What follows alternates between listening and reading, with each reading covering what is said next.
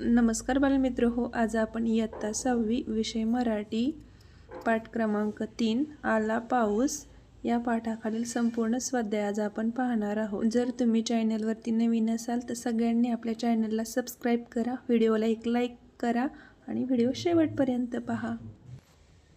प्रश्न क्रमांक 1 चौकटी पूर्ण करा। त्यातील अ आहे पाऊस आल्यावर ओले झालेले अंगण। दुसरा आहे थेंबासंगे आलेले वादळ वारे।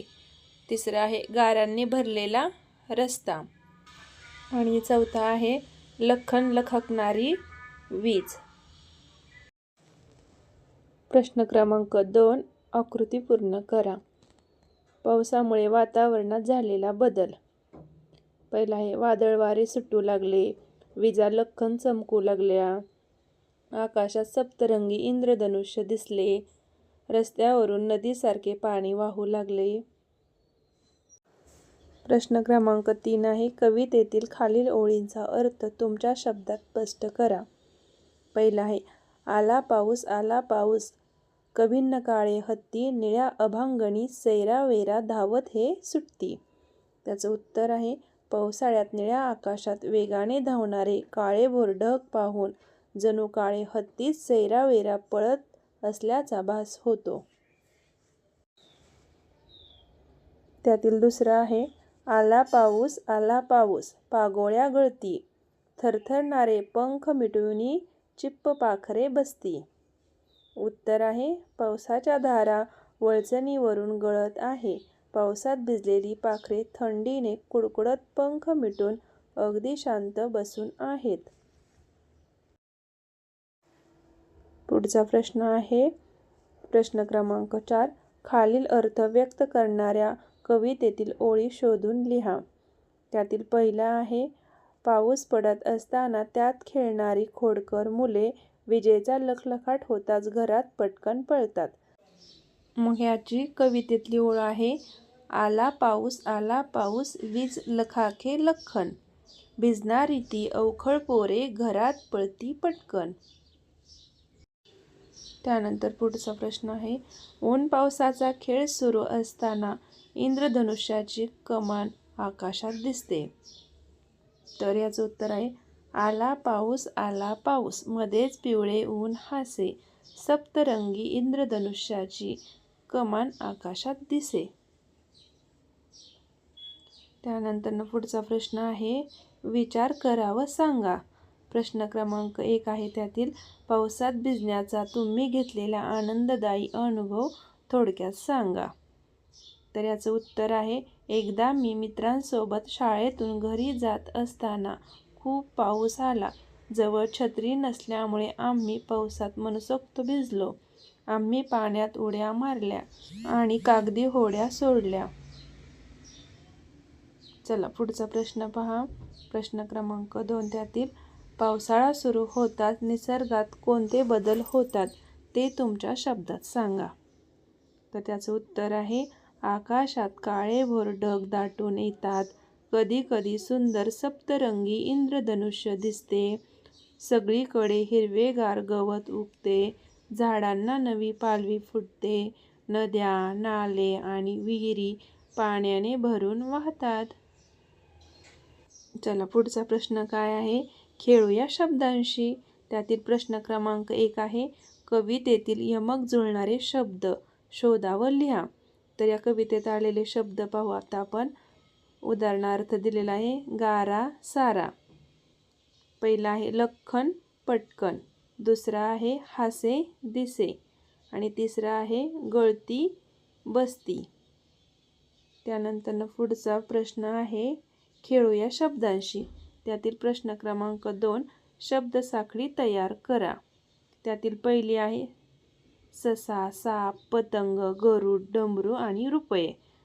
तर त्याचप्रमाणे आपल्याला आकाश या शब्दाची कशी करायची शेवटचा अक्षर आकाशच्या खाली श, मग श वरून शहामृग आणि ग वरून परत गवत बनवलं, त्याच्यानंतर त वरून आपल्याला तलवार आणि र वरून रवी, अशा पद्धतीने परत तिसरी पण आपल्याला बनवायची आहे। तर इमारत हा शब्द दिलेला आहे, ते इमारतचं काय होतं तंबू, बदक, करवत आणि तवा। त्यानंतर पुढं आहे वरील प्रमाणे शब्दांच्या किमान 5 शब्दसाखळ्या तयार करा व लिहा. तर आपण पहिली पाऊस, ससा, सायकल, लसूण, नमन. दुसरी आपण केलेली आहे कमळ, लसूण, नथ, थवा, वासरू.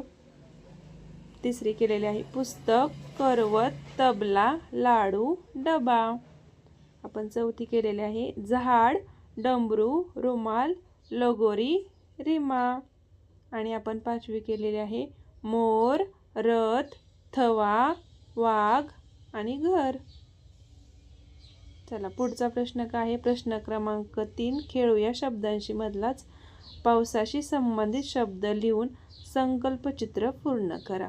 तर पाऊस हा आपल्याला शब्द दिला आहे, त्याच्यावरून आपल्याला शब्द काही लिहायचे आहेत. तर पूर, दुसरा ढग, तिसरा वीज, चौथा गारा, पाचवा पाणी, सहावा छत्री, सातवा चिखल आणि आठवा इंद्रधनुष्य. अशा पद्धतीने आपल्याला संकल्पचित्र पूर्ण करायचं आहे. त्याच्यानंतर पुढे एक दिलेला आहे प्रश्न क्रमांक 4. घर या शब्दाशी संबंधित शब्द लिहून संकल्पचित्र तयार करा. आता घर या शब्दाला आपण पाहूया किती शब्द आहेत.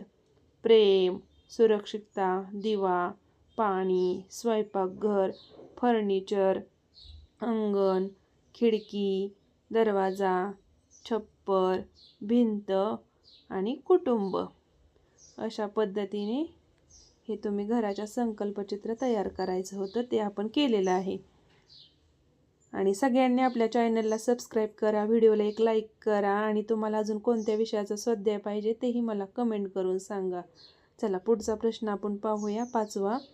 कवितेतील खालील शब्दांसाठी समानार्थी शब्द शोधून लिहा. तर त्यातील पहिलं दिलेलं आहे रस्ता. तर रस्त्याला काय समानार्थी शब्द होतोय? मार्ग, वाट आणि पथ. दुसरा आहे घर. घराला किती शब्द आहेत बघा? सदन, गृह आणि निवास. तिसरा आहे नदी. नदीला काय शब्द होतात? सरिता, तटिनी, जलवाहिनी. आणि चौथा आहे आकाश. आकाशला काय शब्द होतात? गगन, नभ आणि अंबर. चला त्यानंतर पुढचा प्रश्न काय आहे ते पाहू आपण. व्हिडिओ शेवटपर्यंत पहा सगळ्यांनी. व्हिडिओला एक लाईक करा. प्रश्न क्रमांक 6. वाचा, लक्षात ठेवा. खालील शब्दांची एकवचनी व अनेकवचनी रूपे सारखीच आहेत. त्यातील पहिला आहे अंगण, थेंब, पाऊस, हत्ती, भाषा, आकाश. वरील प्रमाणे एकवचनी व अनेकवचनी रूपे सारखीच असणारे शब्द शोधा व लिहा. तर उत्तर आहे पक्षी, वाहक, शाळा, लाडू आणि कागद. त्याच्यानंतर पुढचा प्रश्न आहे शोध घेऊया. पावसाचे पाणी वर्षभर कोणकोणत्या प्रकारे साठवून वापरता येईल याची माहिती आंतरजालावरून शिक्षकांच्या मदतीने शोधा. तर रेन वॉटर हार्वेस्टिंग. घराच्या किंवा इमारतीच्या छतावर पडणारे पावसाचे पाणी पाईपद्वारे जमिनीत किंवा मोठ्या टाकीत सोडून साठवता येते. दुसरा आहे शेततळे व तलाव. पावसाचे पाणी शेततळ्यात किंवा तलावात साठवून सिंचनासाठी वापरणे. तिसरा आहे विहीर आणि कूपनलिका पुनर्भरण. छतावरचे किंवा अंगणातील पावसाचे पाणी फिल्टर करून थेट विहिरीत किंवा बोरवेलमध्ये सोडून. त्यातील चौथा आहे बंधारे बांधणे. गावातील नद्या किंवा ओढ्यांवर छोटे सिमेंटचे किंवा मातीचे बंधारे बांधून पावसाचे पाणी अडवता येते. अशा पद्धतीने आपण संपूर्ण स्वाध्याय या पाठावरील पाहिलेला आहे. तुम्हाला अजून कोणत्या विषयाचा स्वाध्याय पाहिजे असेल तर कमेंट करून सांगा. चॅनलला सबस्क्राईब करा, व्हिडिओला लाईक करा.